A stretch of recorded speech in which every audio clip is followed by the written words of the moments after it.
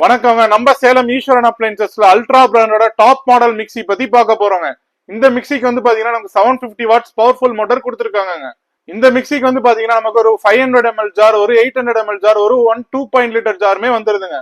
இந்த ஜார்ஸ் எல்லாமே நமக்கு SS 304 ஃபுட் கிரேட் மெட்டீரியல்ல மேனுஃபேக்சரிங் பண்ணிருக்காங்க. இந்த ஜார்ஸ்க்கு வர லிட் எல்லாமே நமக்கு இன்டர்லாக்கிங் லிட்ஸ் கொடுத்துருக்காங்க. எந்த ஜாருக்கு வேணாலும் எந்த முடிவு வேணாலும் நம்ம சேஞ்ச் பண்ணி யூஸ் பண்ணிக்கலாங்க.